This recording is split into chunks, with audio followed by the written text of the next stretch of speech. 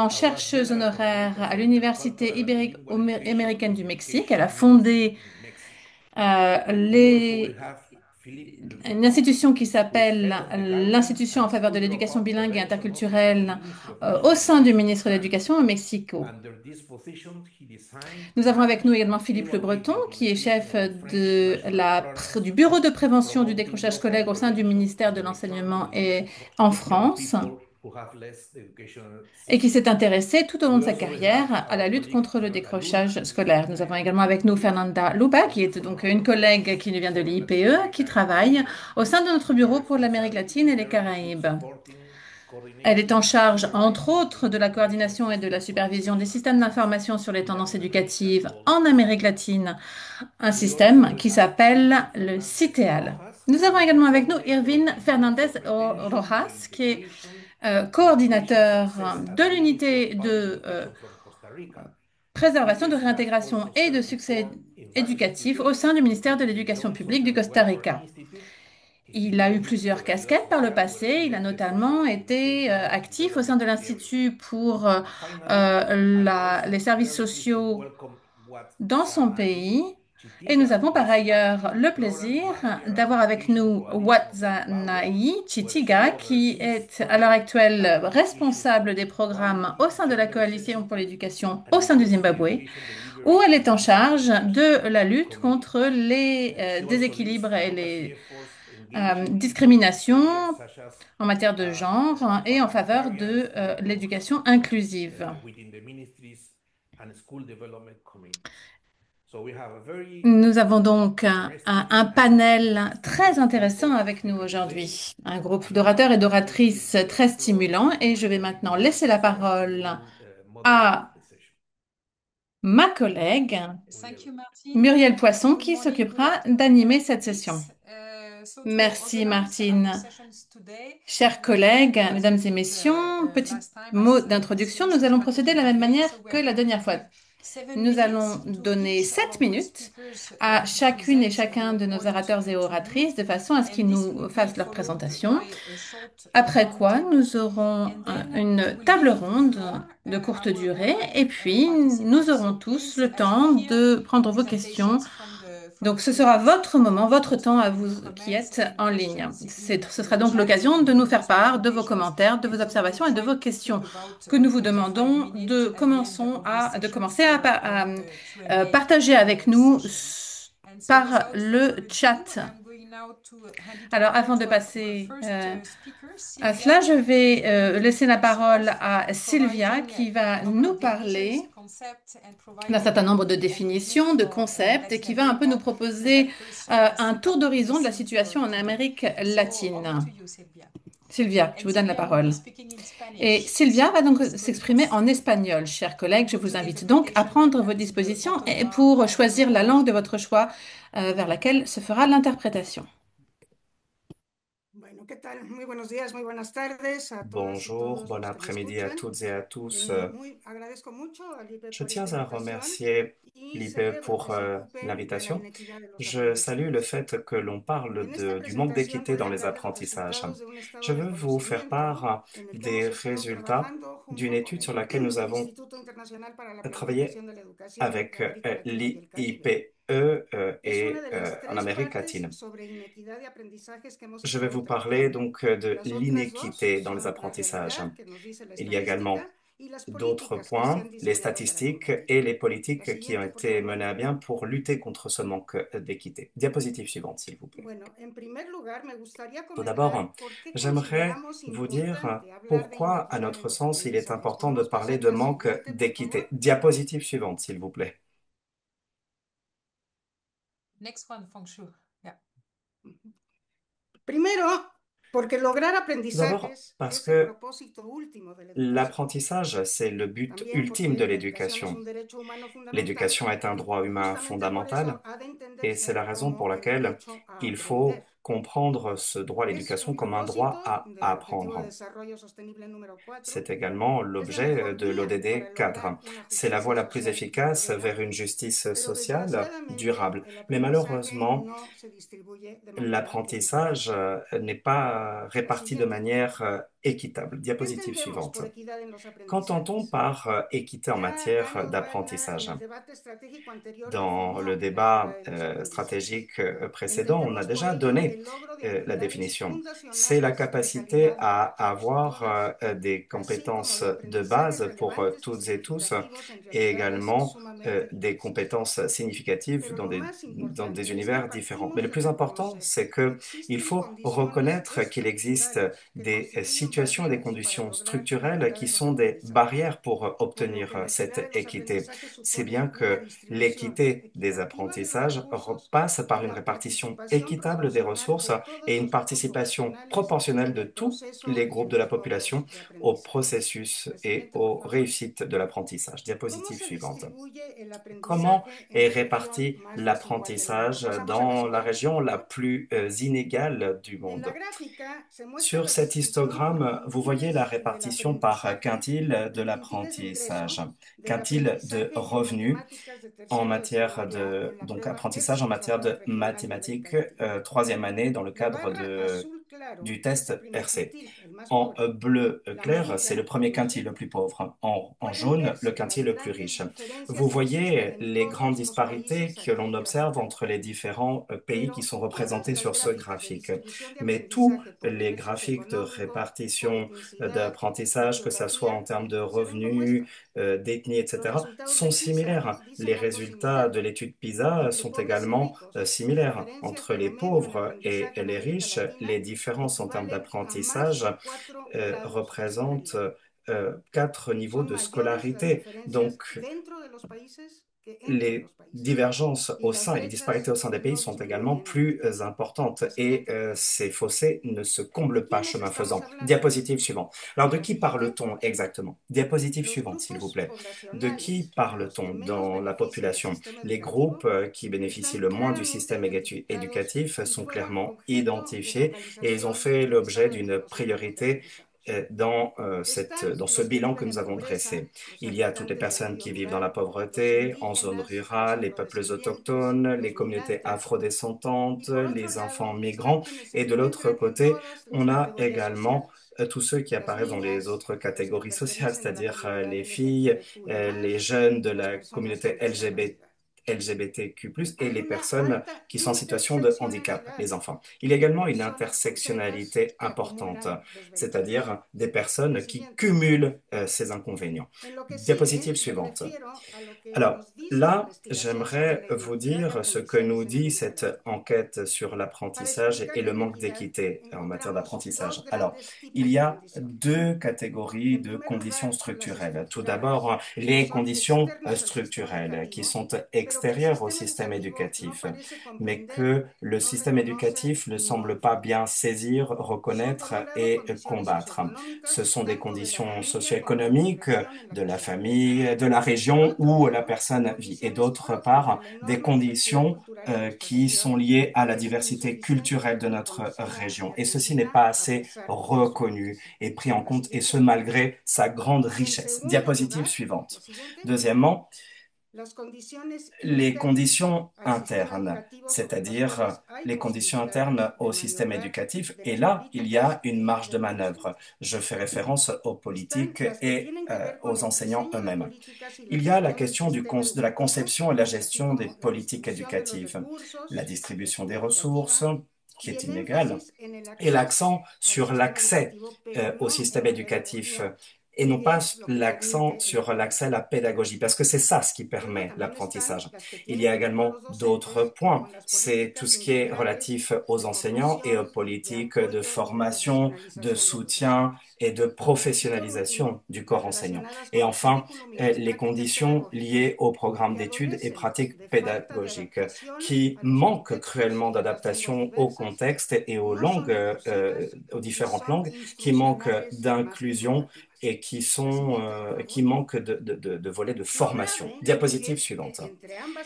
Alors, ce qu'il faut reconnaître, c'est que les conditions externes et internes euh, sont intrinsèquement liées et il y a un cercle vicieux. Les plus marginalisés reçoivent moins de ressources, une attention moindre, un contenu mal adapté, un enseignement dans une langue qui n'est pas la leur et en général, on ne prend pas en considération les obstacles externe à l'apprentissage.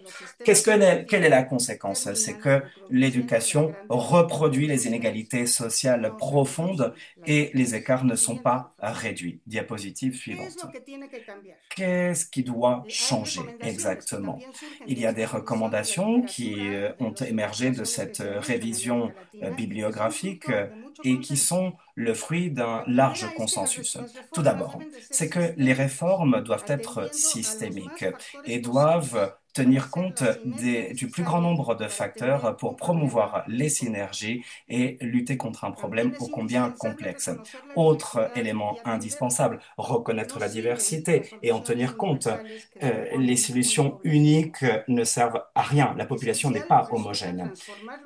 Il faut donc transformer les critères de distribution des ressources pour donner plus de ressources et de meilleure qualité à ceux qui en ont le plus besoin. Il faut également reconnaître que les enseignants sont les acteurs de la transformation. Ce sera possible grâce à eux. Il faut donc travailler en partenariat avec eux et les soutenir. Et il convient également d'octroyer une plus grande importance aux transformations pédagogiques pour que ceci puisse ensuite se traduire en pratiques inclusives. Il y a là une recommandation essentielle.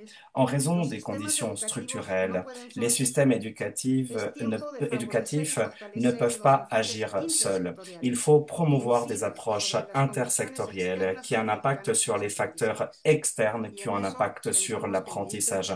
Et nous pensons que, en ce sens, l'IPE peut être une pierre maîtresse à l'édifice. Je vous remercie de votre attention.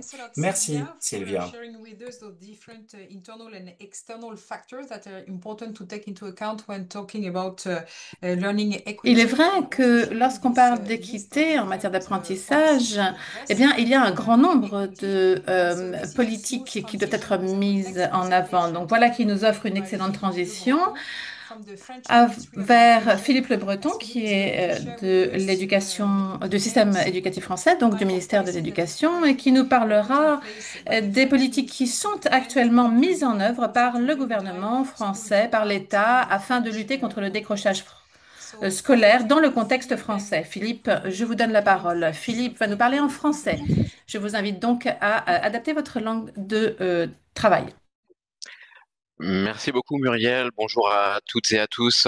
Grand merci pour cette invitation à participer à ce débat qui est vraiment au cœur des politiques publiques que nous menons en France. Alors, présenter la politique de lutte contre le décrochage scolaire que nous déployons en France en 7 minutes, c'est un défi, mais je vais essayer de le relever aussi efficacement que possible. Merci de passer la slide suivante. Diapositive suivante, s'il vous plaît. Voilà, je voudrais commencer par m'appuyer sur deux indicateurs qui nous permettent de mesurer le décrochage. Un premier en flux et un second en stock. En France, chaque année, 76 000 jeunes quittent le système scolaire sans diplôme ni qualification, ce qui est assez considérable.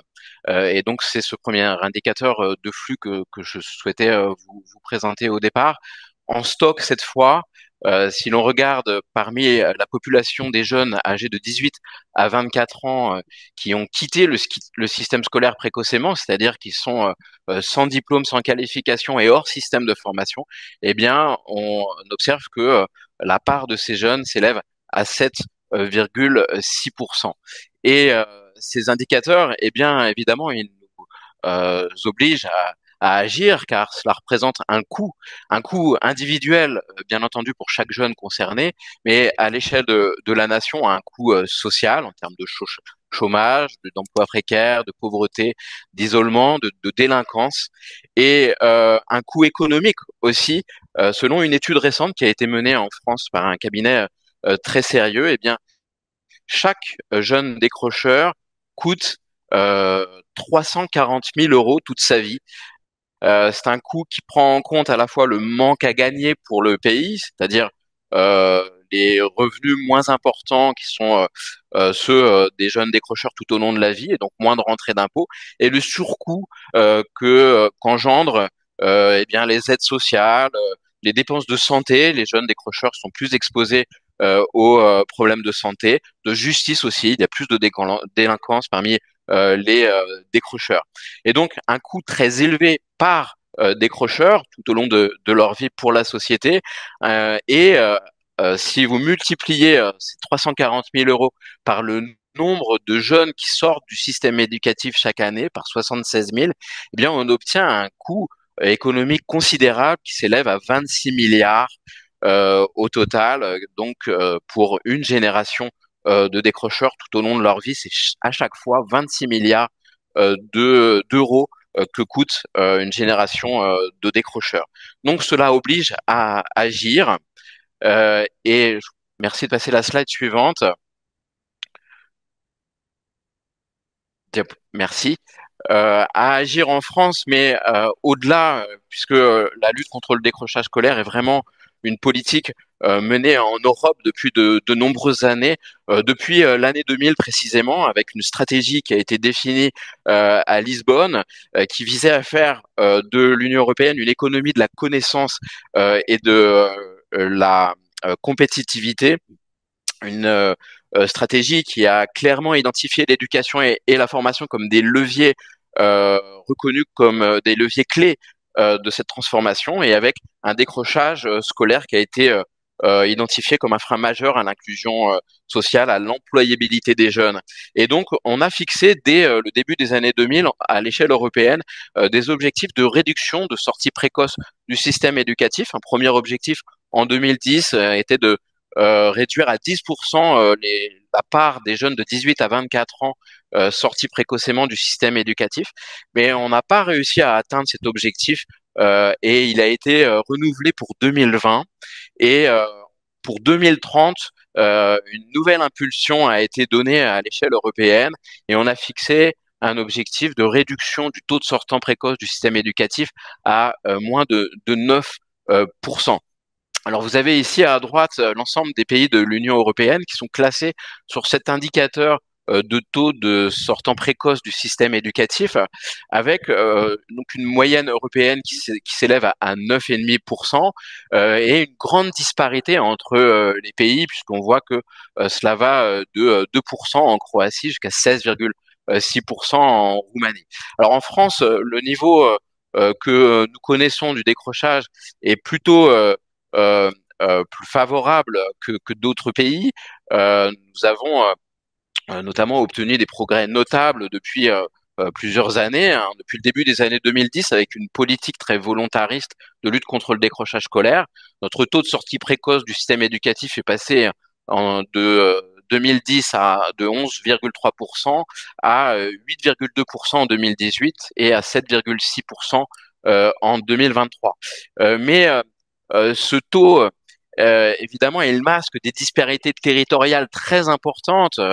Nous avons des territoires en France qui sont très touchés par le phénomène du décrochage. Et puis, ces 7,6%, ça représente à l'échelle de notre pays 420 000 jeunes.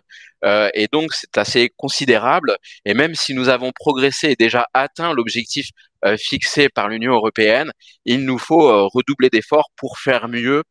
Ces 420 000 jeunes touchés par le décrochage nous y obligent.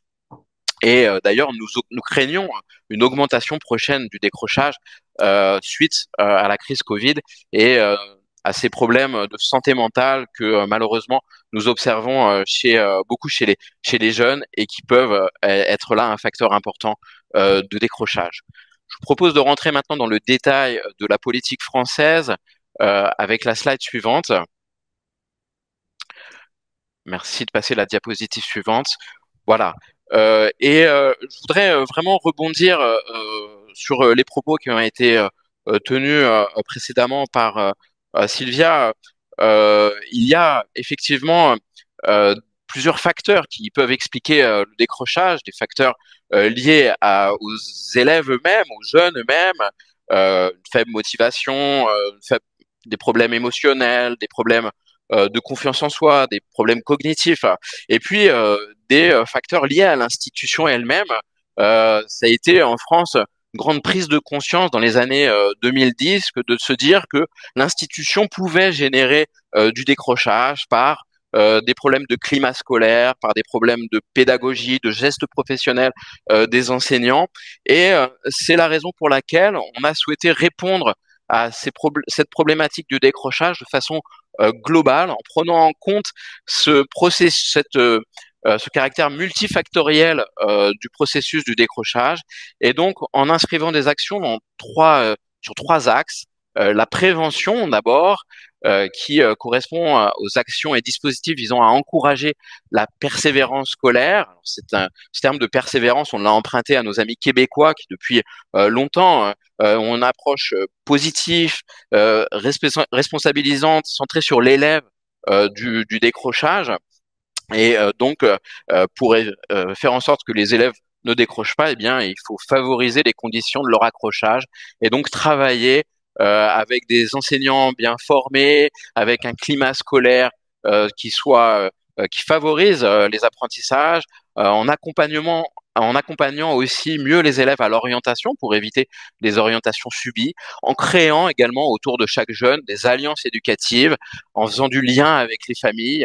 Et donc tout cela doit contribuer à la persévérance scolaire et contribuer à prévenir le décrochage. Le deuxième axe de notre politique, c'est un axe d'intervention. Il s'agit d'intervenir très rapidement dès les premiers signes de décrochage, dès les premières absences, dès qu'on observe des difficultés lourdes au niveau scolaire, et on peut y répondre de diverses façons, par des parcours aménagés de formation, par des sessions de remobilisation pour permettre aux élèves de redonner du sens à leurs apprentissages et les remotiver. Et puis le troisième axe, eh bien, c'est celui de la prévention, qui est un axe qui porte sur donc les actions qui remédient au décrochage, qui s'adressent donc aux jeunes en rupture effective de parcours. Et il s'agit là d'offrir eh bien une offre diversifiée de solutions. Dans l'éducation nationale, nous avons développé par exemple des micro-lycées qui proposent des pédagogies différentes, innovantes, et qui permettent donc de raccrocher les élèves. Nous avons des partenaires au niveau local de la formation qui proposent aussi d'autres solutions de retour en formation.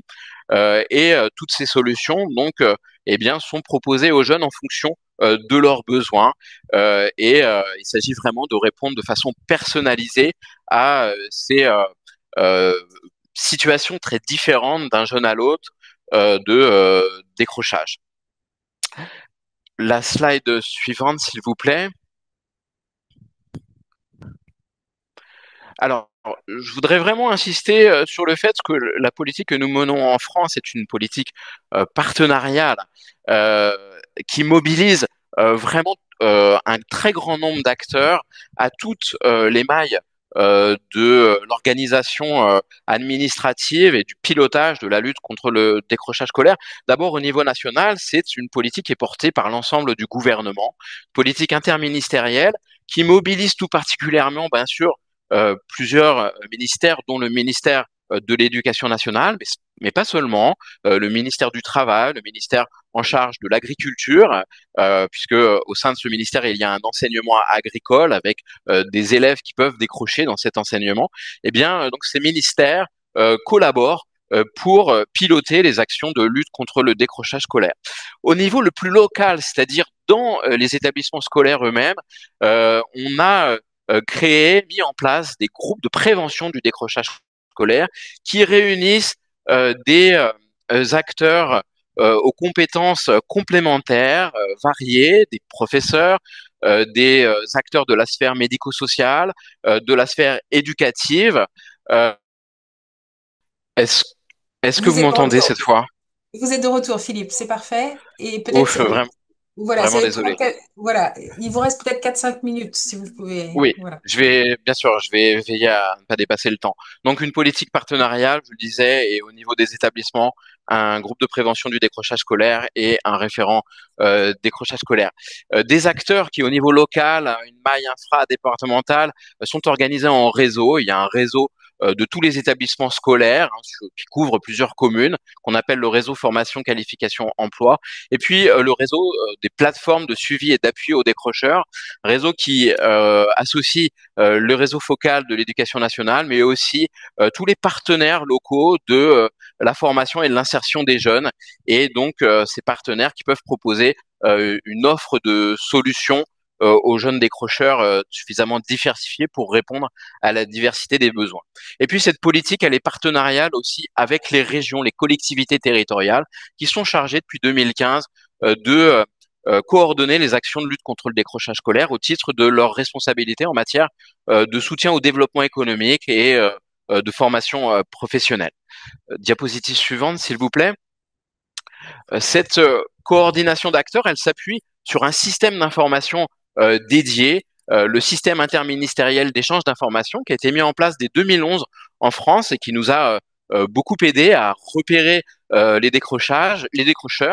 Ce système, il s'appuie sur des déclarations de sortants qui sont faites dans les établissements scolaires, vous le voyez à gauche, et donc les noms des élèves sont transmis au système, et on va regarder si l'élève qui est sorti de tel établissement, eh bien on le retrouve dans un autre établissement à l'échelle de l'académie, à l'échelle plus globale du pays tout entier, et on regarde aussi s'il n'est pas dans une autre base portée par un autre ministère, une base de la formation en apprentissage, la base aussi de l'emploi avec des structures d'accompagnement des jeunes vers l'emploi, les missions locales qui saisissent des informations concernant les jeunes qu'ils accompagnent. Et donc, ce croisement de données eh bien, permet d'aboutir à une liste de jeunes qui sont potentiellement en situation de décrochage lorsqu'on ne les retrouve nulle part. Et cette liste de jeunes, eh bien, elle est transmise à une plateforme de suivi et d'appui aux décrocheurs, la PSAD, la plateforme donc qui regroupe tous les partenaires au niveau local pour proposer des solutions. Et donc cette plateforme contacte les jeunes et examine leur situation et leur propose une solution adaptée. Mais ce SIEI il comporte un certain nombre de limites. D'abord, ce repérage n'est fait que ponctuellement. Au départ, c'était 2 fois dans l'année. Depuis 2022, nous avons progressé. Nous le faisons cette fois tous les mois. Mais tous les mois, c'est pas suffisant. Et c'est pour ça que je vais vous le présenter après. Nous avons souhaité progresser pour être pour faire un repérage plus fréquent. Ensuite, l'autre limite, c'est que les jeunes repérés on ne les repère qu'à partir de 16 ans, c'est-à-dire au moment où l'école n'est plus obligatoire. Les jeunes avant 16 ans qui décrochent, eh bien, sont des jeunes qui relèvent de l'obligation scolaire et donc sont traités au titre de l'absentéisme et on ne les repère pas par ce système d'information. Et puis ce système, eh bien, il comporte des doublons, il comporte des faux décrocheurs, des décrocheurs repérés à tort ou à l'inverse des jeunes non repérés, et tout cela ne nous permet pas d'avoir des statistiques très robustes, et donc l'outil est imparfait. C'est la raison pour laquelle nous souhaitons progresser en transformant le système d'information, et c'est ce que je vais vous montrer sur la slide suivante, qui sera la dernière diapositive que je vais présenter. Donc une politique que nous avons souhaité renforcer à partir de 2020 déjà, avec la mise en place d'une obligation de formation pour tous les jeunes de 16 à 18 ans, vraiment une mesure très forte qui a été instituée, où on a changé de paradigme. Auparavant, on repérait les décrocheurs et on leur proposait de revenir. Nous avons même en 2015 institué un droit au retour en formation, mais le jeune disposait ou non de ce droit. À partir de 2020, on a souhaité obliger les jeunes à être accompagnés ou en formation entre 16 et 18 ans pour garantir leur accès à une qualification. Alors cette obligation, elle s'adresse aux jeunes, bien sûr, mais aussi à l'institution elle-même. Cela nous a obligés à les repérer tous de façon fiable et à les accompagner vers une solution de retour en formation qui correspondent à leurs besoins. Et pour être plus efficace, eh bien, nous avons décidé de transformer notre système d'information, un système d'information qui est représenté ici avec à gauche d'abord une application de prévention. qui vise vraiment dans chaque établissement scolaire à identifier les élèves en risque de décrochage, c'est-à-dire des élèves chez qui on peut observer déjà de premiers signes de décrochage à travers des absences, à travers des résultats scolaires qui baissent, une perte de motivation, etc. Et donc tout cela doit créer une alerte et mobiliser l'équipe éducative pour intervenir avant que l'élève ne décroche. Mais lorsque l'élève décroche, effectivement, eh bien, les signalements sont faits ou seront faits, puisque ce système est encore en cours de transformation, dans un SI transformé plus efficace qui va nous permettre d'avoir des informations plus robustes avec ce SAS qui va croiser les données avec toutes les bases de données disponibles permettant d'essayer de retrouver les jeunes qui sont sortis de leur établissement et avec des systèmes techniques qui permettent d'éviter les doublons et de s'assurer que les jeunes repérés sont effectivement décrocheurs. Et les élèves, les jeunes repérés, eh bien, toutes leurs informations seront transmises prochainement dans une base de données communautaire, c'est-à-dire partagée par l'ensemble des acteurs locaux réunis au sein de l'instance de coordination que je présentais, la plateforme de suivi aux décrocheurs, cette UPSAD. Donc, tous les acteurs prochainement pourront se connecter à cette base de données et interagir avec la base, c'est-à-dire seront informés des nouveaux décrocheurs repérés, mais pourront aussi transmettre des informations de suivi, des informations liées aux solutions proposées, mises en place pour les jeunes. Et donc, vous voyez la flèche dans les deux sens qui va donc faciliter le travail et nous permettre d'être plus efficace à tous les échelons et donc in fine nous permettre d'avoir des indicateurs statistiques très précieux en termes de repérage et de suivi à toutes les mailles, au niveau local comme à l'échelon départemental, régional et national. Et ces indicateurs nous seront évidemment très précieux pour piloter les actions de lutte contre le décrochage scolaire. Voilà, c'est sur cette belle perspective que l'on espère pour 2026 que je terminerai mon propos. Merci beaucoup Philippe. Et ça va faire la transition avec notre prochaine présentation, puisque maintenant on va entendre votre homologue côté costaricain, Irving, qui occupe la même position que Philippe, mais dans le ministère de l'Éducation au Costa Rica, qui a en charge la politique de décrochage scolaire, avec, comme on va l'entendre aussi, un système très fort de bases de données et de systèmes d'information pour détecter les décrocheurs de façon précoce. Ce sera l'occasion de comparer un peu les deux modèles et les deux perspectives. Merci Philippe, et donc c'est à vous, Irving. Bien, pues primero que nada, muchísimas gracias en nombre del Ministerio de Educación Pública de Costa First, Rica al tout IPE d'abord, por esta j'aimerais vous invitación. Al remercier igual que Philippe, haré el et, esfuerzo au nom du por ministère de tratar de l'Éducation au condensar Costa en Rica. pocos minutos lo que ha sido la experiencia de nuestro Je país. ferai de mon mieux Solamente me pour confirmen parler si brièvement se et puede ver raconter les la expériences de mon presentación para pays. iniciar. Est-ce que vous voyez bien mes diapositives? Je Perfecto. peux commencer? Bien, Oui, nous voy a voyons très bien. hablarles acerca de lo Parfait. que en nuestro país hemos venido Aujourd'hui, je vais vous desarrollando parler para de ce que promover la nous permanencia avons mis en place estudiantil y dans mon pays particularmente cómo afin mitigar los de efectos de la exclusión promouvoir educativa. le le maintien Antes, tal des vez para las élèves à personas que l'école estamos et de conectadas faire a face à este l'exclusion debate, hablarles de scolaire. características generales de nuestro sistema educativo. Costa Rica para este año tiene un reporte de Lorsque, un poco más de 1 millón de personas en el sistema ce que educativo j'aimerais vous que faire están savoir que le distribuidos Costa en 5 Rica a un ofertas que taux van desde la d'inscription educación preescolar o de primera de infancia plus de hasta 1 la educación de personas million jóvenes y adultas. d'élèves de Nuestra organización la administrativa cuenta con 6 maternelle à viceministerios, 10 l'éducation des direcciones jeunes de nivel adultes. central, 27 Et direcciones nous avons a nivel 3 regional vice-ministères, y 15 un directions poco más de centrales, 7.000 27 centros directions educativos, régionales de los cuales 600 son et privados. Si alguien quisiera consultar cada una de estas plus de instituciones, datos y 600 centres referencias, éducatifs publics et está en la privés. presentación, precisamente lo Si vous detallan a voulez manera voir leur de localité, vous pouvez referencia. regarder Pues la bien, carte para hablar ici. de los sistemas de alerta temprana, creo que lo primero que tenemos que hacer es contar pour faire face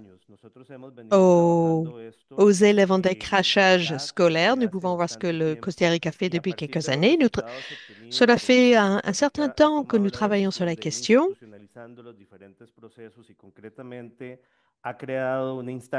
et le Costa Rica a décidé de mettre en œuvre un nombre de projets pour faire la promotion de toutes les politiques en lien avec le maintien des élèves à l'école. Nous cherchons à réduire les effets de l'exclusion et nous essayons de nous attaquer à trois domaines. Tout d'abord, la permanence pour que les enfants ne quittent pas l'école, qu'ils continuent leur éducation. Ensuite, il faut parler de l'exclusion, comment aider les enfants qui ont été exclus du système. Et qui sont ces élèves? Qui peut faire des efforts pour les aider? Nous essayons de lier plusieurs niveaux de responsabilité. Nous travaillons du niveau central au niveau régional et local, et puis dans les centres d'éducation. Nos efforts opérationnels nous ont menés à mettre en place des équipes dans les régions et dans tous les établissements scolaires. Bien sûr, chaque institut, chaque élève fait partie de ce réseau que nous avons créé. De plus, il y a plusieurs projets internationaux et c'est un problème qui peut être causé de plusieurs manières. Donc, il faut également avoir une approche intersectorielle. L'exclusion arrive par faute de beaucoup de variables. Et pour regarder toutes ces variables, il nous faut également des efforts multisectoriels. Nous avons ainsi mis en place des protocoles, des lignes directrices, et grâce à cela, nos équipes travaillent sur le terrain année après année et nous pouvons créer des lignes directrices pour les projets de l'avenir. Tous ces documents sont disponibles au site web que vous voyez ici. Vous pouvez les regarder lorsque cela vous plaira.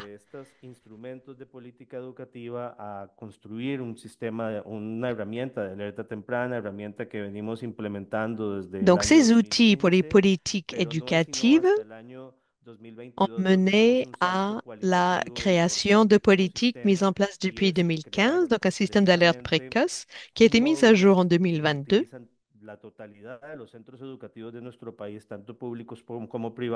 Grâce à un module automatisé utilisé par tous nos centres éducatifs pour leur inscription, pour voir qui continue à aller à l'école et pour qui il faudrait lever un drapeau rouge lorsqu'ils sont. Il y a un risque de décrochage scolaire et nous le faisons grâce à une plateforme qui nous permet de prendre les décisions au niveau du ministère. Le système d'alerte précoce, le SAT, aide chaque centre éducatif à inscrire plus de 85 risques et alertes différents. Comme vous voyez ici, le système d'alerte précoce prend en compte plusieurs variables.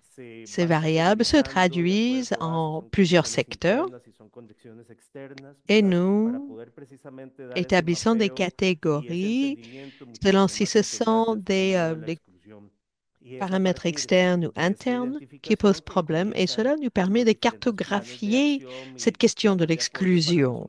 C'est ainsi que nous pourrons ensuite mettre en place des plans d'action pour aider ces élèves. Dans ce module, nous avons pu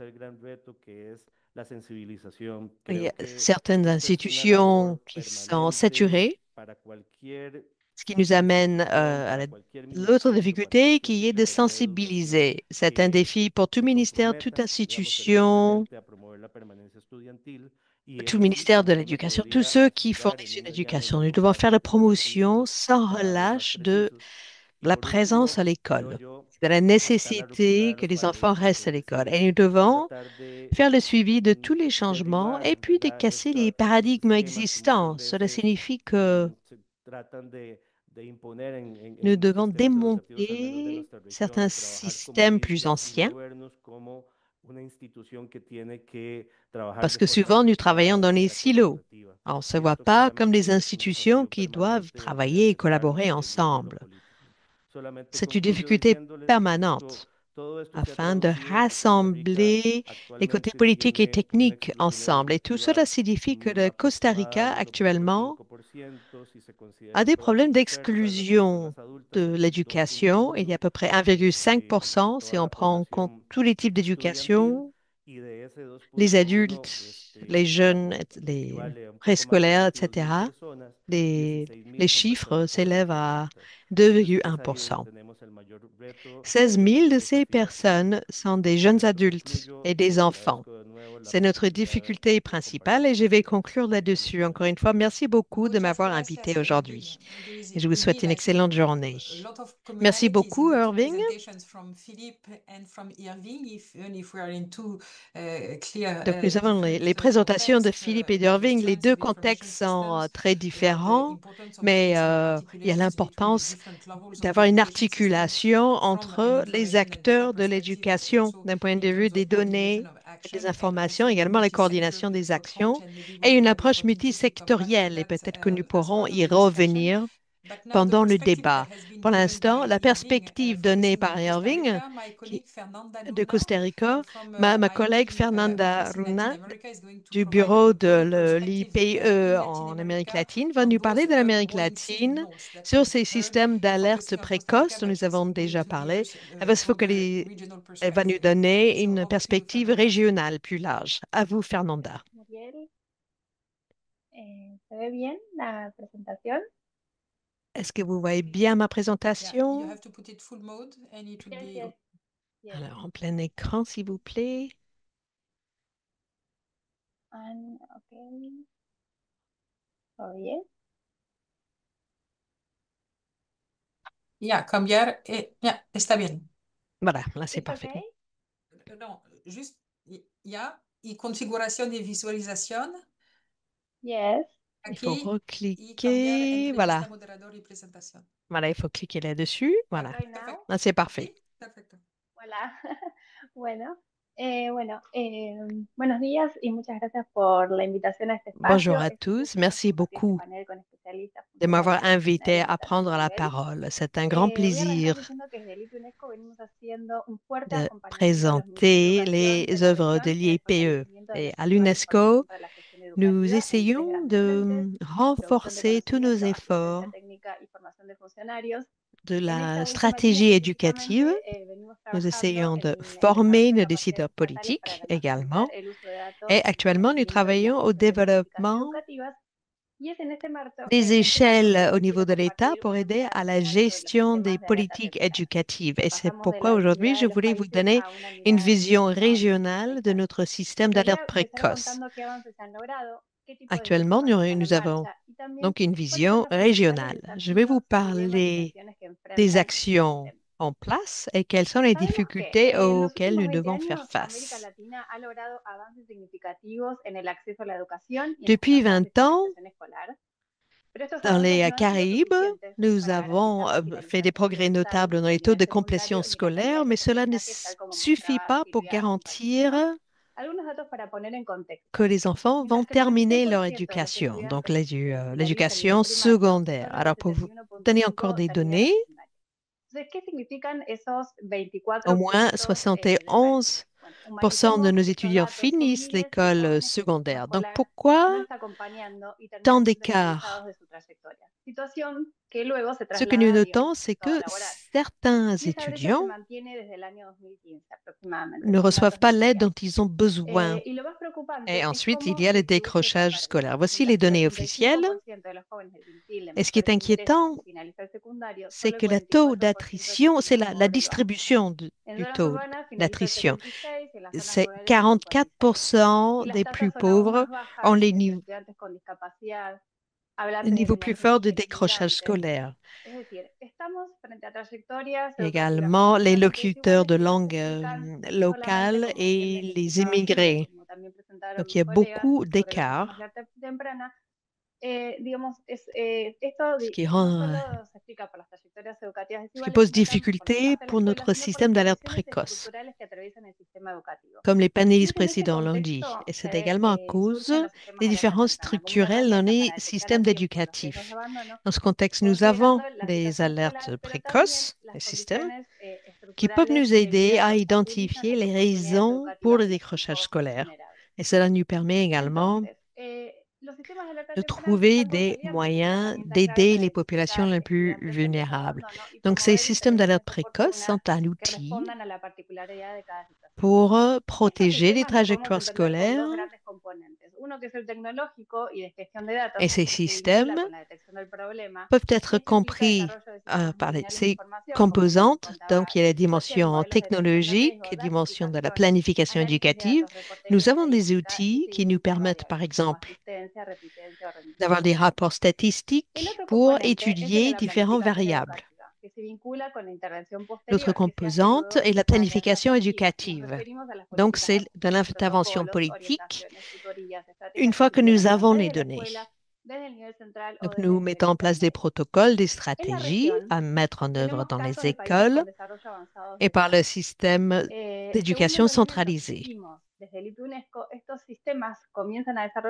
Selon une étude que nous avons menée à l'UNESCO, nous avons commencé à noter ces écarts avant la pandémie qui ont empiré pendant la pandémie. Il y a eu des problèmes qui ont fait leur apparition au Pérou, Honduras et Argentine, donc en 2021. Donc, cette région est un état avancé de développement, mais il y a néanmoins des écarts patents.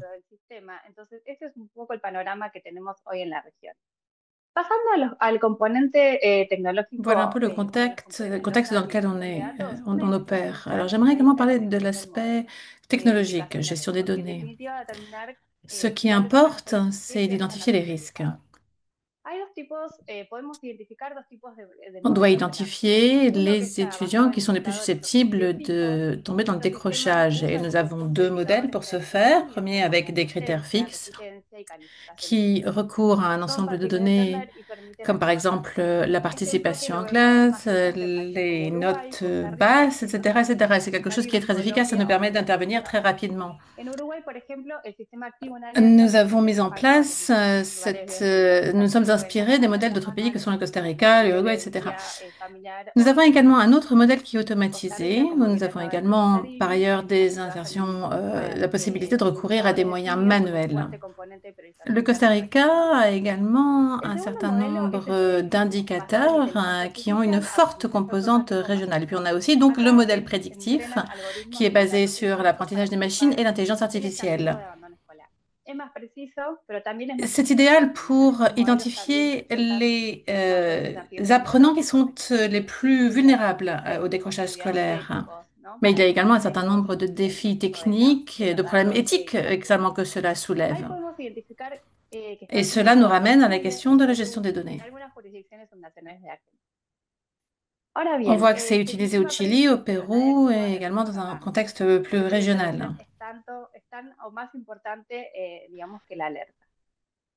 Faute d'intervention, rien ne change. C'est la raison pour laquelle il faut vraiment agir. Alors, ce qui se passe, c'est que nous recevons ces alertes. Alors, bien entendu, il y a des différences d'un pays à l'autre, je l'ai dit. Ça dépend de la manière dont les États s'organisent, dont les administrations sont structurées, de l'autonomie des établissements scolaires, etc. Mais nous avons un certain nombre de modèles qui nous donnent des pistes de recherche selon le contexte. C'est la manière dont ça fonctionne en Uruguay, par exemple. Nous avons un certain nombre de moyens d'intervenir. Nous pouvons identifier les risques selon les enseignants, selon les apprenants, etc. Et l'on peut, bien entendu, adapter les réponses que nous apportons selon le contexte local. Nous avons également des modèles qui nous permettent d'intervenir de manière sectorielle et intersectorielle. Cela nous permet d'intervenir avec différents niveaux d'acteurs.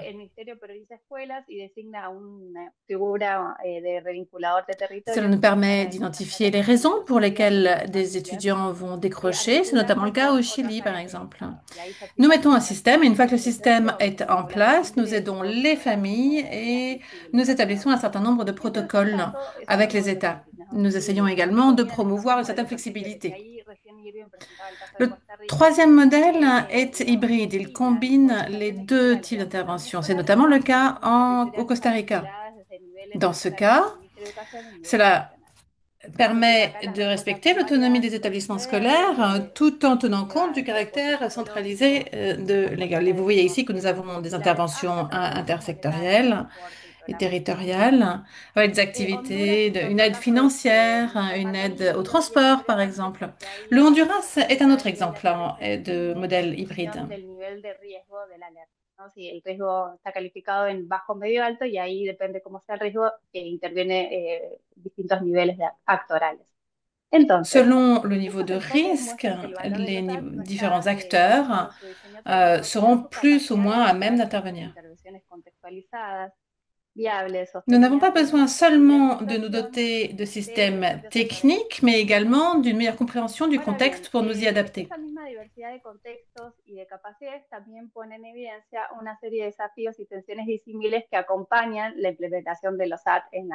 Lorsque l'on étudie les différents contextes, on se rend compte qu'il y a différentes manières d'intervenir. Alors, je vais simplement revenir sur un certain nombre de ces éléments. Premièrement, nous avons besoin d'avoir les conditions nécessaires pour prendre en compte les données. Il existe des systèmes qui n'ont pas suffisamment de données. Dans ces cas, il est difficile de mettre en place une surveillance appropriée à long terme. Nous avons également des situations où il y a un manque de capacité institutionnelle qui empêche ces pays, empêche ces États de prendre en compte les données. Et puis, il y a aussi bien souvent un manque de réglementation ou un manque de cadre nécessaire pour accéder à ces données. Je voudrais également revenir sur la question de la conception. Bien souvent, il est préférable de renoncer à utiliser des systèmes plus complexes et de leur préférer des systèmes plus simples. Alors, pour faire les bons choix, on doit avoir un bon système, des bonnes approches. Par ailleurs, pour que les systèmes fonctionnent, encore faut-il que les établissements suivent. On doit veiller à ce que les ressources et les lignes directrices soient en place de façon à ce que les interventions puissent être menées de manière stable. Alors, en conclusion, pour assurer le succès de ces systèmes, eh bien, il n'est pas seulement nécessaire d'intervenir, mais encore faut-il que l'on cible les populations les plus à risque. Ce qui m'amène à la fin de ma présentation. Merci beaucoup, Fernanda. Pour votre information, notre bureau en Amérique latine est actuellement en train de mettre en place une recherche sur ce sujet et plus généralement sur la question de l'équité dans l'enseignement en collaboration avec Sylvia qui était intervenue au début. Donc, si vous avez un intérêt pour cet aspect, n'hésitez pas à suivre nos actualités. Je vais maintenant passer à notre dernier orateur qui va nous faire part d'un point de vue un peu différent, celui de la société société civile. Alors, l'équité dans l'apprentissage est quelque chose de compliqué, complexe. On dit bien souvent qu'il devrait y avoir un volet population civile dans toute mise en œuvre de solutions. Et c'est la raison pour laquelle nous avons demandé à Evelyne, hein, qui fait partie de la coalition ECOSI des organisations de la société civile au Zimbabwe, de nous faire part de sa perspective. Evelyne, vous avez la parole. Merci, bonjour à toutes et à tous.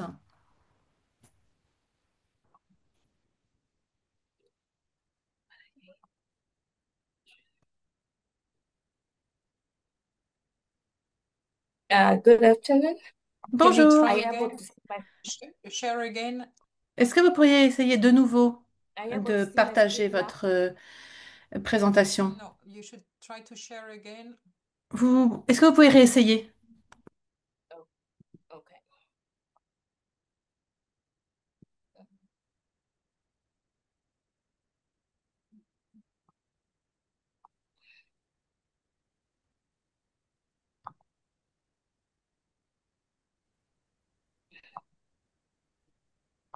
Are you able to see it now? Now Est-ce it's que vous okay. If voyez you put it maintenant? full screen, it's okay. Oui, c'est bon. Okay. On va maintenant vous Hello demander everyone, and good d'élargir day votre everyone. présentation. Bonjour, I'm bonjour à Evelyne toutes et à from the tous. Education Coalition of Zimbabwe, Je travaille pour and la I'll be Coalition pour sharing l'éducation du with you Zimbabwe et j'aimerais vous parler the euh, dropouts, what causes de dropouts in les Zimbabwe, raisons the strategies that du are décrochage taken to support scolaire au societal organization Zimbabwe et de to la manière challenge dont la the société civile successes that s'implique. manifest in J'aimerais vous Zimbabwe. parler The également des Voices défis, mais Zimbabwe également des is an réussites dont nous organization pouvons nous which connects enorgueillir. Nous sommes une civil organisation qui society, travaille avec les work in education organisations de la société advocacy. civile We are en also matière the beneficiary of éducative. Education Out Loud, Nous which is bénéficions funding the Global également de Partnership for Education, and we have financement been du the Partenariat being international part pour of the l'éducation et nous Think Tank. avons le privilège de faire partie d'un certain nombre d'organisations Work closely et with de the members of coalitions. Parliament as they Nous play a travaillons crucial role. en We étroite also collaboration have avec le support Parlement from et nous avons ANTEFAM, which is the African également National Campaign l'appui de for Antefam. Education and Global Campaign for Education. As we do our work, there are a lot of reasons that contribute to the Alors, nous dropout nous of intéressons learners aux in Zimbabwe. raisons du And décrochage there scolaire are et three. les The raisons one sont is to bien stop the harm nombreuses. as a result of COVID-19 and how we've Alors, managed la to come up with première different est la strategies. Some of COVID-19 them et j'aimerais vous dropping faire part out de in certaines good des solutions que financial, nous avons identifiées. economical, Bien absconding from entendu, school. les But raisons as a result of économiques the et COVID-19, financières we sont realized that nombreuses, mais à partir de 2022, nous nous in sommes terms rendus compte of qu'il y avait une augmentation du nombre eh bien, there was an increase in terms of de the dropouts as a result of pregnancy, and 47% adolescentes qui according to quittaient the UNICEF le report système showed scolaire à that cause there parce qu'elles étaient enceintes. dropouts Et of c'est quelque chose qui a girls été confirmé par girls aged l'UNICEF 18 to dans une 19. étude. And we C'était realized notamment that le the cas UNICEF des report jeunes filles entre that was 13 et a high 19 ans. level spoke to the issue of nearly 10,000 girls dropping out Nous nous as a sommes rendus result of compte que pregnancy. près de 10 And the 000 existing curriculums for filles women avaient educational quitté programs in further l'enseignement secondaire en education 2022 were pour se marier last et reviewed ou in mener April 2009, à terme which leur protects the grossesse. safeguarding of children to be able to continue and Or, complete education. So cela va tout à fait à organizers are l'encontre taking des note as the consignes aspect of du who was gouvernement responsible to ensure qui that devrait mettre en place les second chance conditions permettant aux education filles de for rester learners who scolarisées. drop out of school in the education system. And this was as a result that the teacher and the parents and the Les school enseignants, should come les to an agreement parents et and les brainstorm. établissements So there doivent was se no clear mobiliser pour trouver une cross-cutting solution. solution. As we are doing our advocacy and Nous ensuring avons that mis en there is place equity in education, there's also une access stratégie to de quality education. plaidoyer We felt that qui our advocacy essaye de should promouvoir non seulement safe l'éducation et le maintien dans and l'éducation des best apprenants, mais information. également So la mise en as we place reach out d'éducation to the de government qualité. officials, we have a Nous stance avons pris and contact realistic avec les membres information on what des is happening gouvernements in our afin d'obtenir society. des bonnes Because we informations sur rely ce on qui the se passe dans la Education société. Management Information System, which is the EMIS, which is produced Nous by the avons National un Memory EMIS System qui Education. est But as a result of alimenté COVID-19, the par trigger le factors was ministère, dropping out mais of les school got indicateurs broader. et So les when we did outils our gap d'évaluation analysis, ont it été then mis gave à us mal an par insight la on different causes of crise de la dropout COVID. in the education system. Et cela n'a pas été en mesure, c'est un système qui n'a pas été en mesure de nous donner des informations à jour sur ce qui se passait dans les écoles et les raisons pour lesquelles, et le nombre surtout des apprenants qui quittaient l'école. Nous avons donc lancé une campagne de plaidoyer afin de promouvoir une discussion nationale. Nous sommes en train d'essayer de rassembler des organisations qui sont alignées dans leur point de vue, de façon à faire en sorte que les apprenants voient leurs droits respectés. Du fait de décrochage scolaire des jeunes filles du fait de grossesse, eh bien entendu, les filles sont plus gravement affectées. Mais cela a également une incidence sur les jeunes pères. Nous devons donc nous mobiliser pour que les réglementations en matière d'éducation tiennent compte de tous ces aspects.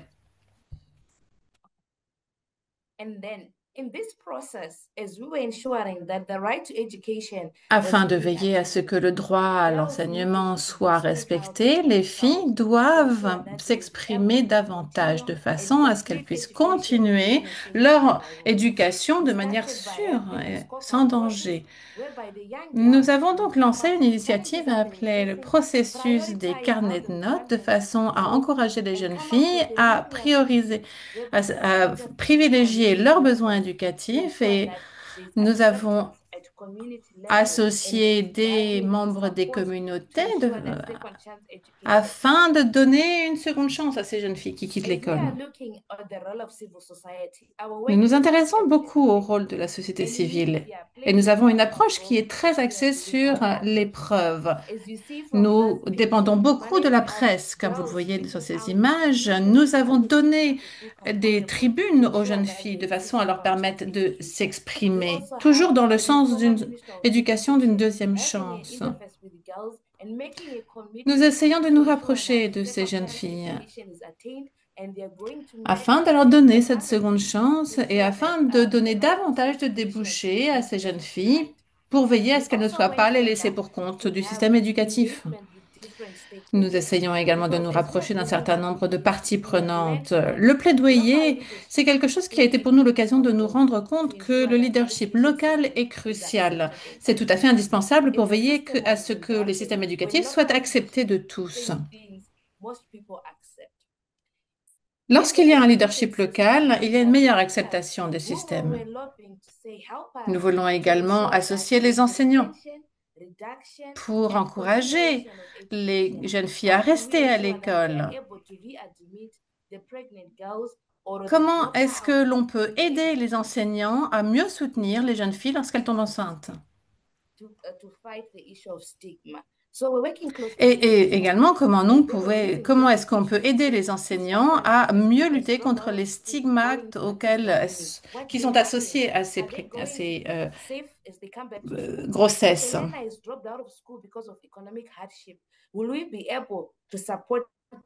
En d'autres termes, il faut s'interroger sur les moyens que nous donnons aux enseignants. Il est indispensable de les associer en étroite collaboration avec le ministère de l'Enseignement et de l'Éducation secondaire. Comment est-ce que l'on veille à ce que tous les apprenants et surtout toutes les apprenantes ne soient pas laissés pour compte? Nous avons besoin de autonomiser les enseignants. C'est quelque chose, encore une fois, qui va dans le sens d'un maintien dans les écoles, non seulement des filles, mais également des garçons. Le gouvernement du Zimbabwe joue un rôle de surveillance en matière d'éducation. Et même s'ils, bien souvent, ils sont en collaboration, ils travaillent en collaboration avec nous, il est nécessaire de faire davantage. Avec des actes spécifiques pour dire voilà ce qui existe dans la loi. Et ces enfants ont droit à l'éducation. Ensuite, on regarde plusieurs aspects pour s'assurer que l'environnement d'apprentissage est sûr et s'assurer que ces filles puissent continuer leur éducation. Donc, nous souhaitons un avenir où une fille qui a eu un enfant puisse revenir à l'école sans stigmatisation. Et je montre une photo des bénéficiaires avec lesquels nous travaillons pour certains projets. Mais le plaidoyer est un processus. Et les questions d'information statistique et la question des systèmes d'information est critique. Et où mettre les priorités que le système éducatif reçoit la priorité. Et donc, nous continuons à montrer des preuves au gouvernement. Et certaines des difficultés auxquelles nous devons faire face, ce sont les délais par le gouvernement. Parce qu'ils disent, oui, non, il faut réduire les taux d'attrition. Mais il faut une continuité dans le secteur de l'éducation. Parce que lorsque les enfants quittent l'école, c'est parfois à cause des problèmes de pauvreté. Ils ne peuvent pas payer pour le système éducatif. Ce n'est pas gratuit au Zimbabwe. Il faut payer pour obtenir une éducation. Nous avons également plusieurs groupes religieux, sociaux et culturels qui ont un impact sur l'éducation des enfants, garçons et filles.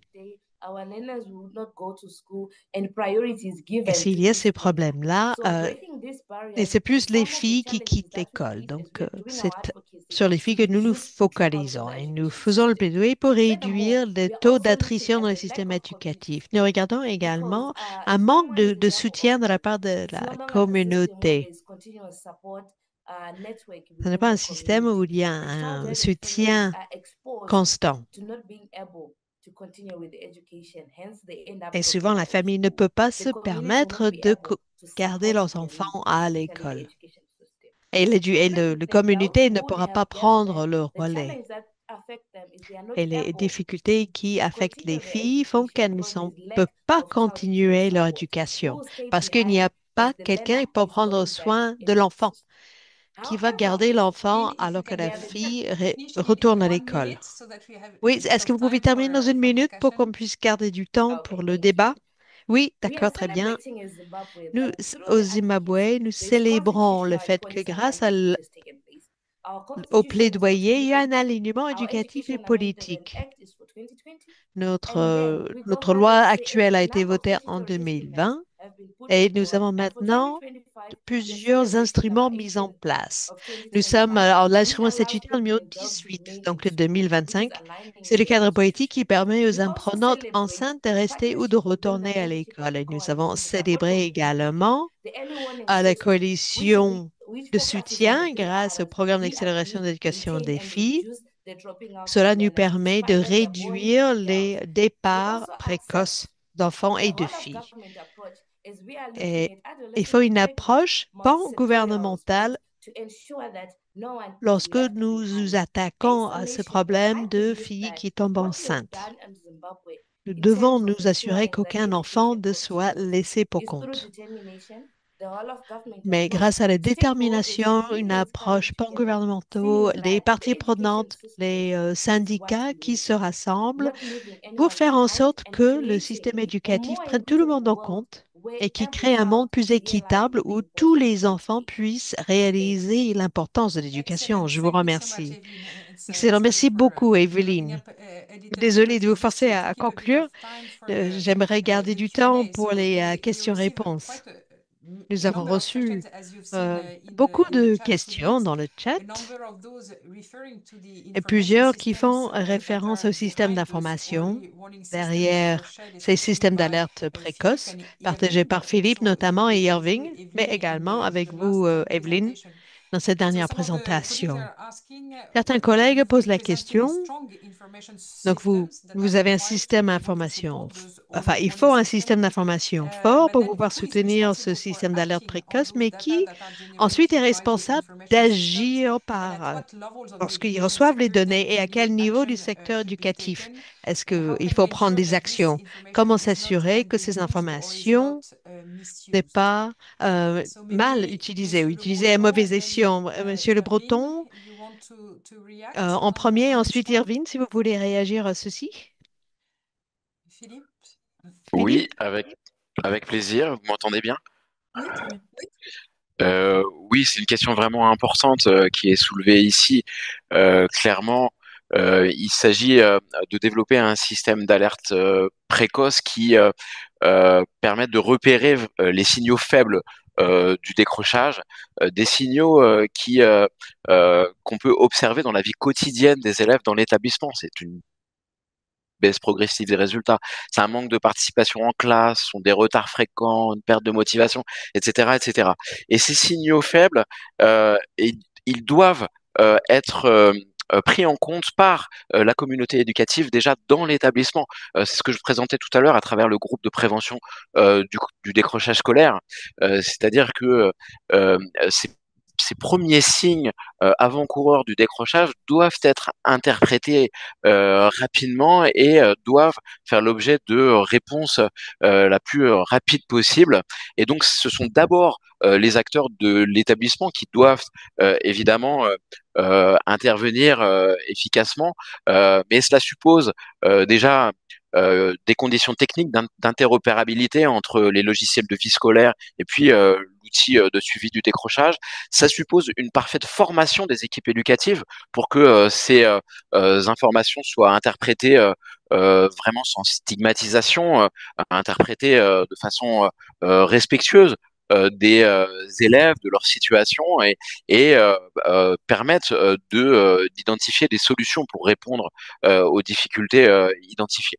Et puis, il faut vraiment développer dans chaque établissement, encore une fois, vraiment au niveau local, une culture du repérage partagée entre les professeurs, les personnels d'éducation, les chefs d'établissement évidemment qui pilotent au niveau local ces actions, et puis les personnels de la sphère médico-sociale en associant les familles. Donc c'est d'abord à ce niveau-là que cela doit être traité, mais bien sûr à des échelons plus macro, ces indicateurs doivent être aussi pris en compte en termes de pilotage pour voir si dans tel ou tel établissement ou sur une zone plus large, eh bien, il y a des difficultés particulières, environnementales, pédagogiques, qui nécessiteraient des actions ciblées.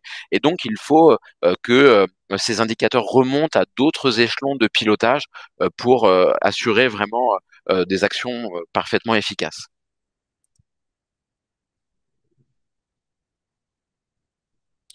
Merci beaucoup, Philippe. Peut-être Irving, donc l'échelon scolaire, donc au cœur du processus, mais avec d'autres rôles de pilotage aux autres échelons dans le contexte du Costa Rica.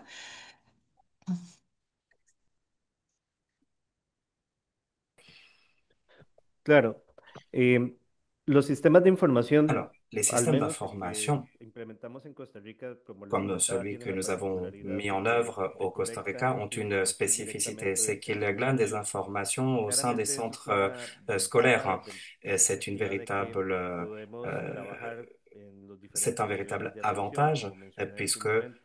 Nos comme je l'ai permite dit précédemment, visualizar un cela nous escenario de permet salud d'avoir une universal, vision pero también nos holistique, permite visualizar universelle, et ça nous un permet escenario également territorial o regional y d'avoir por une vision supuesto un plus escenario territoriale, desde el punto de vista locale, engrupado o individualizado, ¿verdad?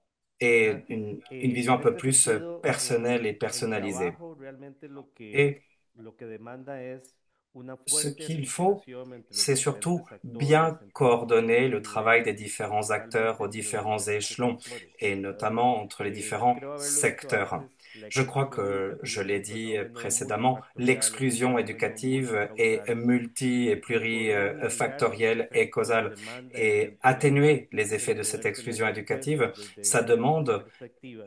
Y d'avoir eso différentes claramente es perspectives. viable en la medida en Et que tout se ceci logran est identificar las possible causas de la grâce actual à situación l'identification riesgo des de la causes población estudiantil. profondes, ces En causes qui este ensuite sentido, mettent en danger la detectar a population personas étudiante. que eventualmente Et en il cada faut institución educativa effectivement qu'au hagan sein de este tipo chaque de centre labores básicas, éducatif, pero il al y ait des mismo tiempo personnes qui es se chargent de un ce travail reto de base, mayor, ¿verdad? El que mais las après qu'il y ait un niveau instituciones également con las herramientas, supra, el macro, et il conocimiento, faut vraiment avoir les hacer este bons tipo de outils, les bonnes identificación, connaissances pour pouvoir es un repérer trabajo que ces demanda signaux. tiempo. Ça, c'est un En travail nuestro de longue haleine, país tout nos du moins au ha Costa ocurrido en Rica. los últimos Au 10 Costa años Rica, ça nous a y occupé au cours des posiblemente 10 dernières années, mucho et je crois que más, ça va nous occuper ¿verdad? encore un certain nombre Pero d'années. lo importante es Et tener en ce qui perspectiva est important, que c'est de mettre les hacer choses esta en articulación, este contexte trabajo en et conjunto es en la clave. perspective. Yo Le entendí que travail sistemas de información holistique est automatizados, insupportable. disponibles, Effectivement, en il faut avoir ce abierto, travail pero de collecte paralelamente d'informations fortalecer las automatisée, capacidades mais d'un autre côté, il faut de los renforcer les actores. Y eso capacités es lo que et la hacemos capacité d'agir des al final différents con acteurs. Et c'est análisis ça ce qui nous que permettra pueden d'avoir ser une analyse un peu plus eventualmente fouillée et localizar en los précise, et c'est ce diferentes qui nous departamentos permettra enfoques. également de Gracias por cibler telle ou haber, telle approche. ya mencionado esto, Voilà. Philippe. Je rebondis ainsi sur ce qu'a dit Thanks a Philippe. lot. Merci. Thanks a lot, Irving. So we've heard a lot about those early warning systems, both in the case of the French system and in the case of Costa Rica and through the Oui, nous avons beaucoup Latin entendu American de ces perspective systèmes d'alerte shared précoce by et d'un point de Fernanda. But vue Sylvia, it d'Amérique would be latine interesting to know, et well, Costa in Rica. addition to Mais those, if you could share based on the Sylvia, kind est-ce of que work vous, that you à are doing partir on de vos how to travaux promote actuels the sur comment faire equity la in Latin promotion de America, if you could pick up l'équité one or two éducative en Amérique du successful latine, est-ce que vous experiences, pouvez nous current parler d'une ou strategies that deux are implemented expériences by one or two réussies, des countries from the region stratégies that would mises en be œuvre par un ou deux pays dans la région? of Ce serait interest for formidable our audience? et ce serait très intéressant. Bueno, hay una experiencia exitosa que se conoce, pues yo creo que alrededor del mundo, que es la experiencia de Sobral, que es una experiencia en Brasil, en uno de los municipios más pobres del país, que se encontraba hace algunos 20 Ah, años donc, il y a une muy por réussite au debajo de la media Brésil, de donc aprendizaje. En une des Brasil hay una régions les prueba plus pauvres au estandarizada que se Brésil il y aplica a en une todo el vingtaine país d'années. y entonces, bueno, pues se sabe qué es lo que los niños y las niñas están aprendiendo en cuestión Il y a un de test cuestiones standardisé fundacionales, en partout en lectoescritura y en Brésil pour que nous matemáticas, puissions ¿no? voir ce Entonces, qu'apprennent les aquí en Sobral étudiants decidieron en intervenir matière a nivel del municipio para d'alphabétisation que et des compétences en ellas aprendieran más. mathématiques. Il y Y a une tuvieron décision como d'intervenir à muchísimas un acciones, niveau también muy de articuladas chaque entre sí, que municipalité tenían que ver et ils con ont lo que mené des pasaba actions dentro de la ensuite en escuela y la lien relación de la escuela también con la familia. les uns avec Y les en un autres tiempo pues relativamente pour corto comparer ce qui para est los appris à campos l'école et puis ce qui educativos est en appris 10 dans les años, familles. lograron Donc, colocar en a peu este de temps, municipio de los más pour pobres les del changements país éducatifs, en los sur une primeros fenêtre de lugares de 10 ans, aprendizaje de todo el país de Brasil. ils ont Entonces, bueno, réussi à yo creo avoir que un esta impact dans experiencia es les muy zones les plus importante pauvres du porque pays, muestra que es posible, ¿no? qui a Algunos maintenant de sus mecanismos l'un pueden des ser meilleurs cuestionables, taux de yo cuestiono progrès algunos de éducatif dans ellos, le por pays. ejemplo, Et il faut uno le de ellos comprendre, tiene que c'est très ver important. con Il y a des mécanismes darle en place estímulos a los maestros qu'on cuando peut logran critiquer. mejorar los aprendizajes de los Par estudiantes, exemple, estímulos económicos. Eso puede ser il y a eu un cuestionable, moment où cuando les menos desde mi punto de enseignants vista, ont pero lo reçu más importante es que se muestra que des es incitations posible financières pour trabajar con aider las les personas más pobres étudiants en un país para et lograr cela que eleven sus niveles de oblige à aprendizaje y de regarder esa de très manera près ce qu'ils lograr font, equidad de mais ils ont aprendizaje. Esa es réussi una et ils ont experiencia que le aidé podemos à contar. Y la améliorer otra es una experiencia de la sociedad l'expérience civil, ¿no? d'apprentissage de chaque Hace étudiant. 70 años Et se ensuite, il y a inició en l'exemple de la América société Latina un movimiento civile. muy Et il y a importante que se 70 llama Fe ans, y Alegría, que es de il y a eu educación escolar. También tienen une activité proyectos no très formales, pero importante fundamentalmente de en educación Amérique escolar en latine. zonas Donc, un marginalizadas, événement, ça s'appelle rurales, la foi et indígenas, la joie. marginalizadas, urbanas. En C'est este un momento mouvement trabajan en 22 países y tienen más de un que millón de l'on trouve dans estudiantes. les Y cadres estos urbains estudiantes de zonas et marginadas ruraux están avec les pudiendo communautés. tener Ils travaillent resultados de dans aprendizaje que están por 72 encima de las domaines de la medias nacionales. région et les La élèves política aquí, que yo creo que es una política muy qui se sont interesante, trouvés es dans un el de ces apoyo que centres ont los toujours eu gobiernos le están d'excellents dando résultats.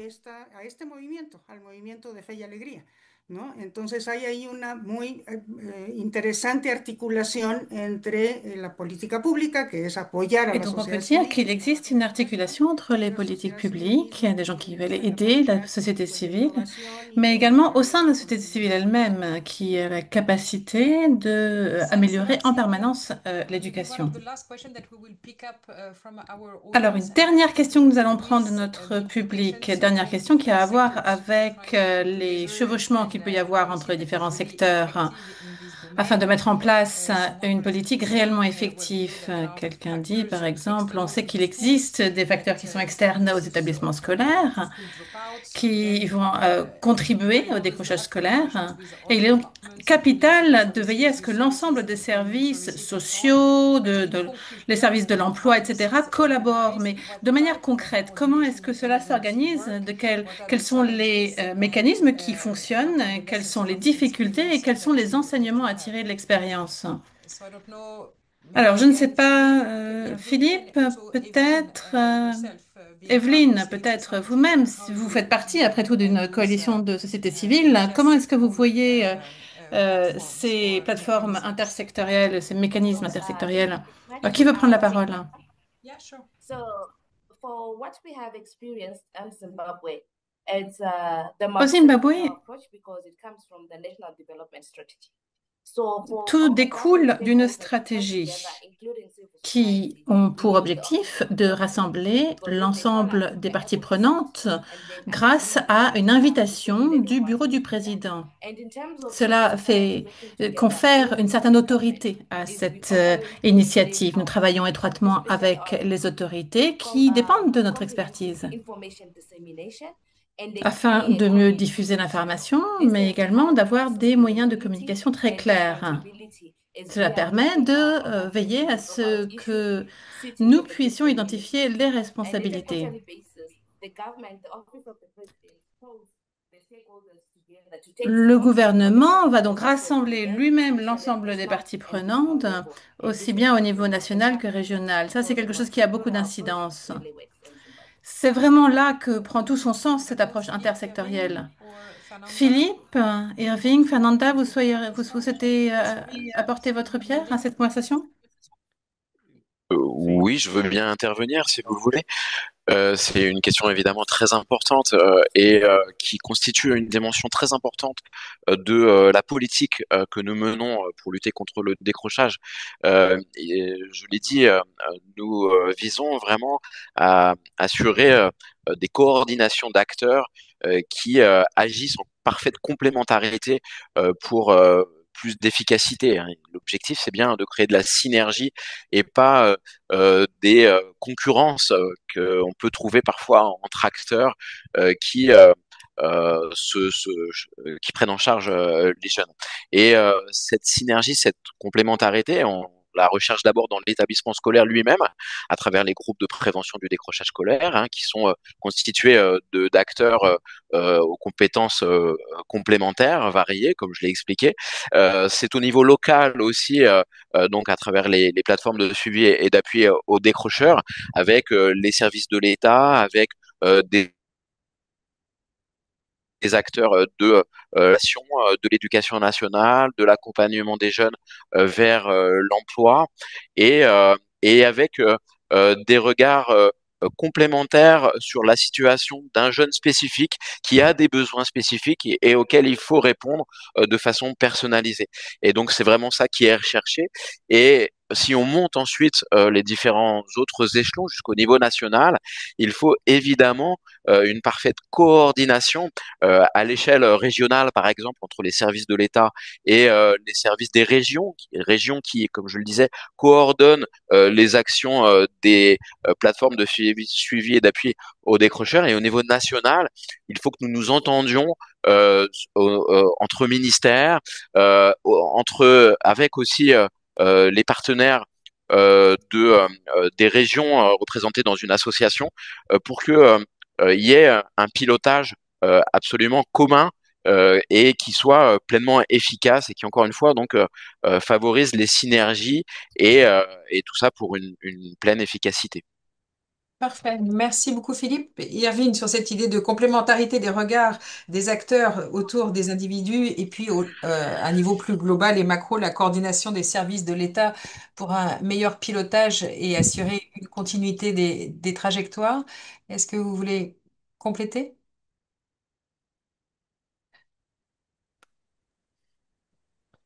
Claro, con gusto.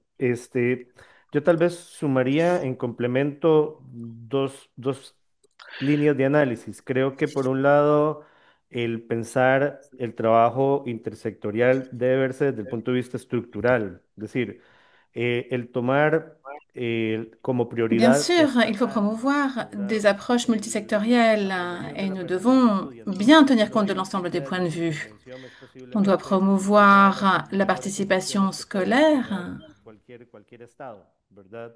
Este, y el entender, por ejemplo, en el caso de Costa Rica, Je que hay que crois que trascender c'est vraiment quelque chose la qui devrait être notre sumatoria de priorité. Mais au Costa Rica, on intencionalidades, doit vraiment ne intenciones pas que se cada quien hace limiter à cela. desde su marco de competencia a trascender a una propuesta de On planificación doit integral. veiller à ne pas se contenter de initiatives dispersées, mais bien de Y la segunda es desde el punto de faire en vista sorte que operativo. l'ensemble de Creo ces que initiatives aillent dans le même fundamental sens. es Deuxièmement, el consolidar el on doit trabajo en également red mettre l'accent y sur además l'aspect en red opérationnel. multinivel. Efectivamente, el abordaje de la exclusión On doit educativa veiller à ce tiene que que pasar, como lo hemos les visto, por approches soient mises diferentes en place niveles, avec desde tous la les persona acteurs en tête. hasta las políticas o el nivel On doit central del veiller à ce Estado. que Y ces esto approches tiene un s'appliquent doble aussi bien nivel, du point de vue de pasando entonces l'individu por qu'au niveau las de l'État ou localidades o même las du pays. comunidades, Il y a las différents direcciones niveaux regionales d'intervention. o Ça passe par les los communautés sistemas nacionales, en fin,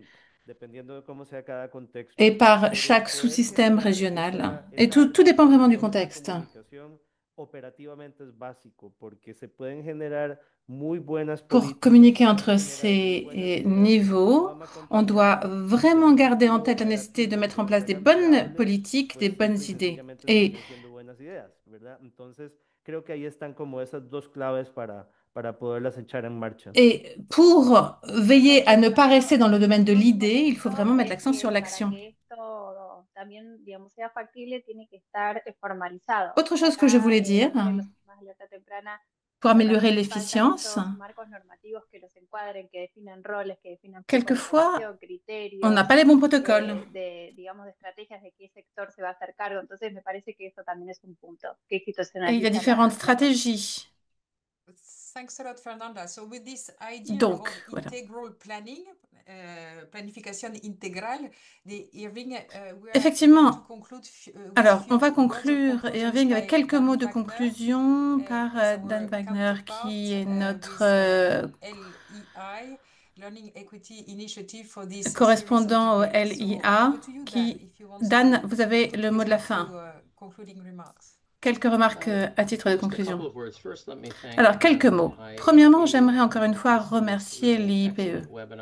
Ça a été un webinaire de qualité et je crois qu'il est intéressant d'avoir un tel éventail de points de vue de la part de nos orateurs et oratrices au service des politiques équitables. Donc, j'aimerais vraiment remercier l'IPE d'avoir mis en place ce webinaire. Alors, nous manquons un peu de temps. Je vais donc faire deux observations très courtes. J'aimerais revenir sur l'ensemble des interventions, mais malheureusement, je n'ai pas le temps. Alors, quelques remarques. Premièrement, nous avons organisé cela autour de l'idée qu'il y a un lien entre l'apprentissage et le décrochage. Et je crois que la présentation de Sylvia est particulièrement intéressante. Vous avez beaucoup parlé des facteurs d'exclusion du secteur éducatif de manière sectorielle.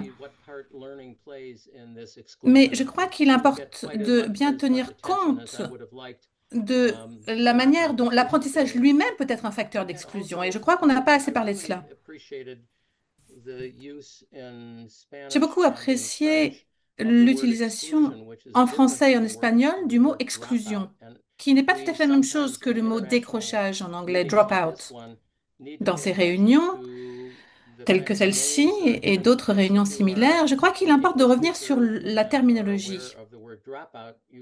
Tous les anglophones comprennent le sens de drop-out, de décrochage. Ça donne l'impression que c'est la faute de l'apprenant. En revanche, si on se rappelle qu'en français et puis en espagnol, on parle d'exclusion, eh bien, la situation est complètement différente. Cela illustre d'une certaine manière le fait qu'il y a un élément de non-intentionnalité, que les apprenants sont poussés hors du système éducatif. Donc, je crois que c'est quelque chose qui mérite d'être rappelé. Merci beaucoup de m'avoir donné la possibilité de dire quelques mots et bien joué à toutes et à tous. Merci beaucoup. Nous allons maintenant clore sur ces mots et vous rappeler qu'il y a différents documents de l'IPE qui vont être rendus disponibles dans les mois à venir, en particulier en ce qui concerne l'équité dans l'enseignement. Et par ailleurs, un autre document sur les articulations entre les organisations de la société civile et les gouvernements, donc les ministères de l'Éducation. Tout ça sera mis à disposition. Dernière chose que je voulais vous dire, nous aurons un nouveau débat stratégique le 23 septembre et qui reviendra sur le décalage et le manque d'enseignants et la nécessité de se mobiliser pour un enseignement équitable. Donc, je vous invite à vous enregistrer si vous voulez y assister. D'ici là, je vous souhaite un excellent été pour celles et ceux d'entre vous qui prenaient des congés et j'attends avec impatience de vous retrouver le 23 septembre. Merci encore à tous et à toutes. Merci à nos oratrices et à nos orateurs et à bientôt. Au revoir.